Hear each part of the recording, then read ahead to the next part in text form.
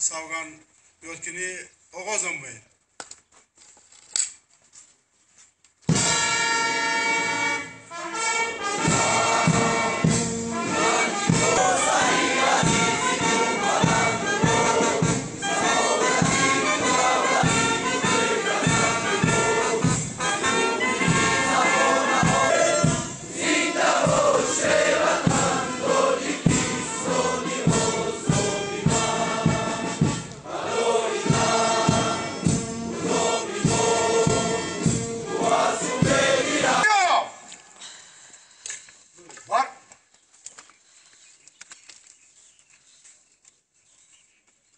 محترم مهمونان، همکسبان گرامی، کورساندان کالج ملیسیای وزارت کارهای داخلی، افتتاح بنای زمانوی کالج ملیسیای را که با تمام شرایط امکانات‌های خوب خدمت رسانی و تجهیزات تکنیکی معاصر امروز مورد استفاده قرار می‌گیرد و اینچنین سنه خاطرمان در تاریخ دولت و ملت ثبت یابد.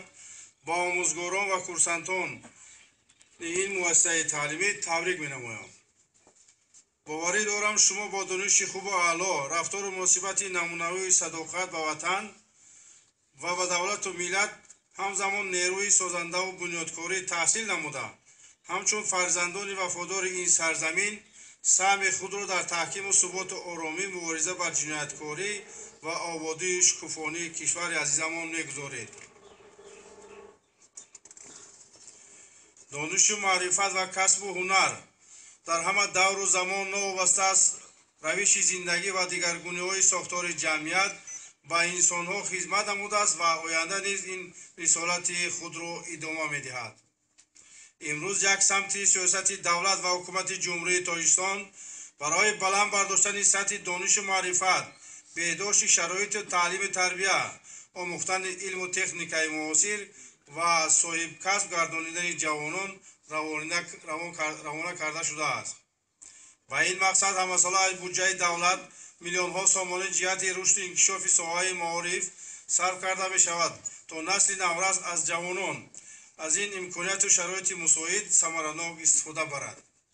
شما پیوسته شاهد رشد و انکشاف و پیشرفت حیات سیاسی، اجتماعی، علمی، فرهنگ و ساحه‌های خواجگی خلق گردیده می‌بینید که همساله تلاش و کوشش‌های جناب عالی پرزیدنت جمهوری تاجیکستان محترم امالی رحمان صدها بنا و انشاءات‌های تعلیمی، فرهنگی، کارخانه و اداره و مؤسسه و بناهای گوناگون خدمت رسانی ساخته با استفاده داده می‌شود که اکثر آنها مؤسسه‌های علمی تعلیمی تشکیل می‌دهد. این مؤسسه تعلیمی و بنای خوشتر که امروز مورد استفاده شما فرزندان عزیز کورسانتان کالج ملیسیا قرار می‌گیرد، محض با غمخواری سرور دولت جهت دستگیری یتیمان، بپرستان و عائله‌های کم‌بضاعت که از مهر و نوازش والدین برخوردار نیستند، برای در روحیه و تندرستی و اعتماد به دولت و ملت تربیت گرفتن تأسیس و بنیاد گردید. رهبریت دولت و حکومت خوب درک می‌کند که جامعه به اشتراک شخصان دانشمند و صاحب معرفت، متخصصان بالیاقت و نفران ملت دوست و وطنپرور پیش نمی‌رود. پاکستان در شهر کلوب کالج ملیسیای وزارت کارهای داخلی تأسیس داده شد که در آن زیاده از 110 کورسانت تحصیل میکند. کالج مذکور دارای 5 کافدرا میباشد.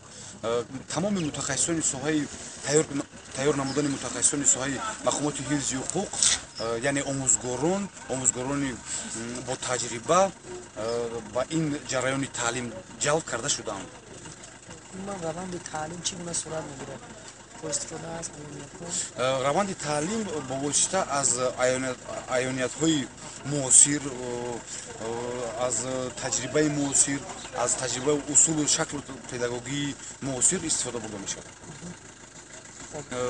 дар коллеҷи мазкур 110 нафар курсанте ки таҳсил мекунад ба хобгоҳ бо хӯрока ва ба либоси низомӣ таъмин карда мешавад.